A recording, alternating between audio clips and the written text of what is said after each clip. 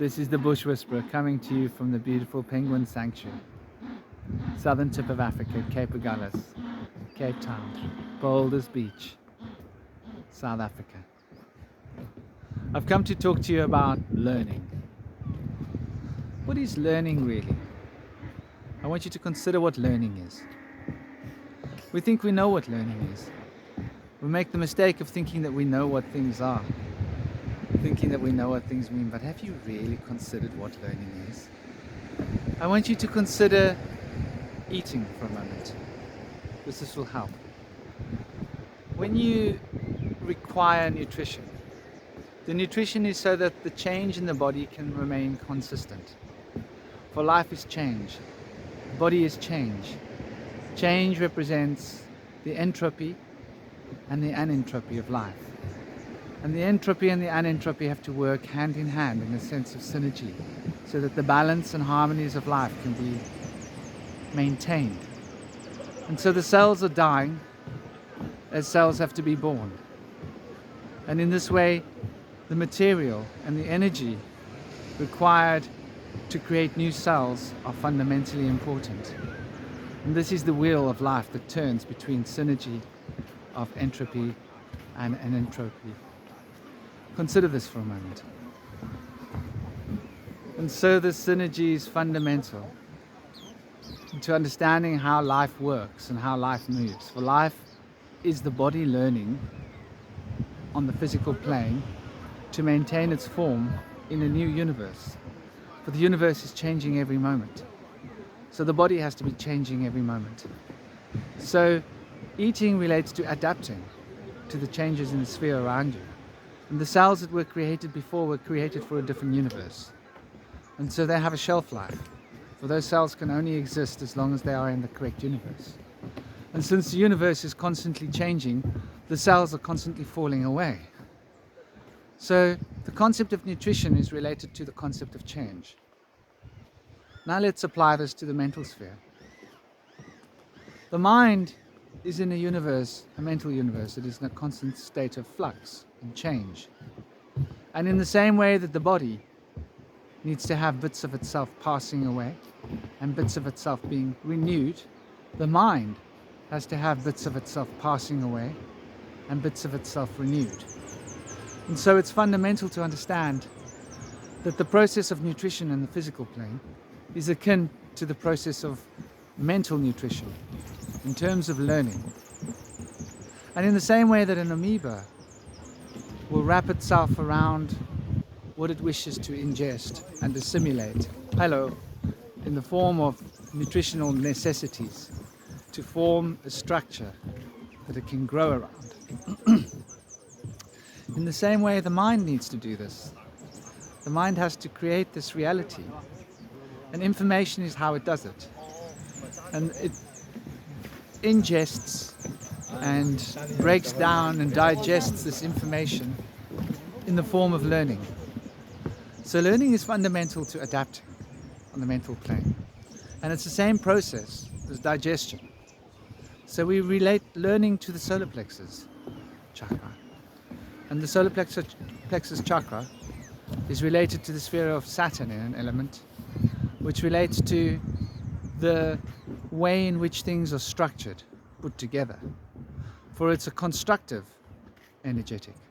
It's about digesting information so that it can become assimilated. And that begins with the stomach in its most fundamental form. It starts in the mouth, same way that it starts in the communication. It starts in the senses, but it moves its way down to the solar plexus where it really, the real work gets done. And then there's a set of systems that work together in a synergy and in a harmony in order to produce the sphere of assimilation. And in the mental sphere, it's no different. So one needs to assimilate this information in order to build the parts of the mind that need to be built, so that the parts that were created for the universe you were in the past can be dropped away. The universe could be thought of as something that's downloaded and uploaded. And then a new universe is downloaded and uploaded. And the next universe is downloaded and uploaded. And so we are turning pages in the way that one turns the pages of a book. And all these universes seem to have the continuity of a single universe, but actually they're all separate little bits, separate little universes within that greater universe. Separate dreams within the great structure of dream time. Separate experiences within the fundamental experience of life. This is the key to understanding how knowledge and information works.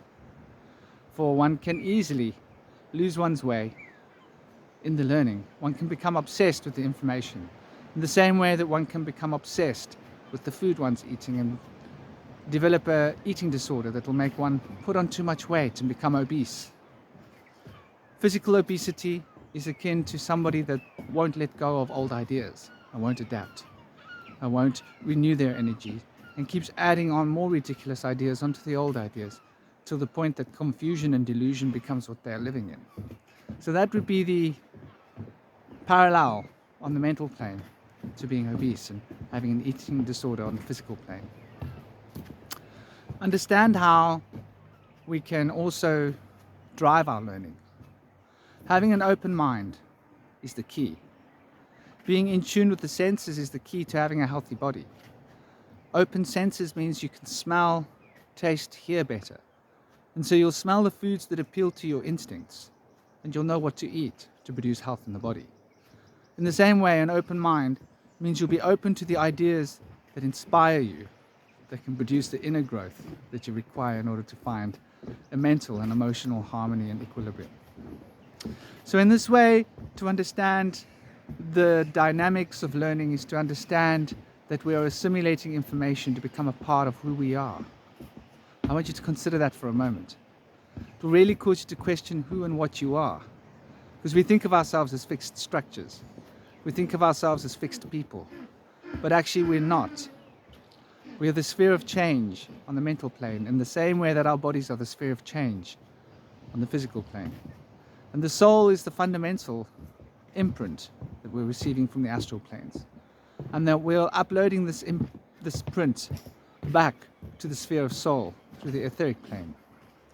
And so the mental experience is what's happening between the download and the upload. And that's what we call our minds. And so this is totally an adapting system. And the adaptation of the system is essentially held in check by the learning. So realize that next time when you're learning something. It's so much more fundamental than what it seems. Information is really nutrition. It's nutrition on another level of being. And that nutrition will produce the growth and the health on that level of being that you require. I hope this has been informative. If you think so, like it, smash that like button, share this video so it gets out there and beats the algorithms. And more importantly, keep it real. Keep your focus on what you're learning. Realize that information can harm you. Start putting your mind into the wrong information and it can cause negative influences. The same way that the wrong food can do harm to you, the wrong information can do harm to your mind.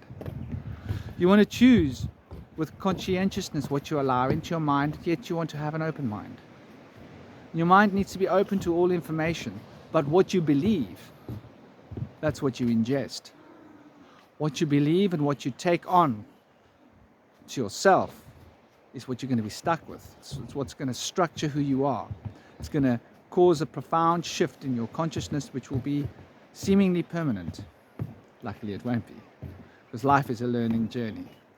And realize that life is a journey and that we are journeying through the sphere and upon this field of life. And that love is the key. You see, joy inspires learning. When we are feeling love, love brings joy. Joy opens the facets of the brain so that the brain can operate at a better functionality, with better functionality, shall I say. And so it's fundamentally important to realize that joy is the juice of learning. That's why children learn so much faster than adults. That's why they take in so much information. That's why their senses, their awareness is so expanded. And so that's why they are able to absorb so much of the mental nutrition and to change and grow at such incredible rates. It's also relative to the body, as you can see, because their body is also taking in food at a different rate, metabolizing at a different rate. And you can literally change the rate of your physical metabolism by changing the rate of your mental metabolism. I want you to take that home for a moment. Consider that. If you're struggling with a weight problem, if you can't put on weight, if you're putting on too much weight, you can change the rate of your metabolism. Think about it, understand it, consider it. The mind is a very powerful tool, more powerful than what anyone can imagine. And what we put into it is what empowers it. This is the Bush Whisperer. Don't forget to share, like, and subscribe so that you don't miss the daily uploads. There are daily uploads of such videos. Have an absolutely gorgeous day. Stay open to information and don't forget to keep learning, for life is a journey of information. Om Shanti.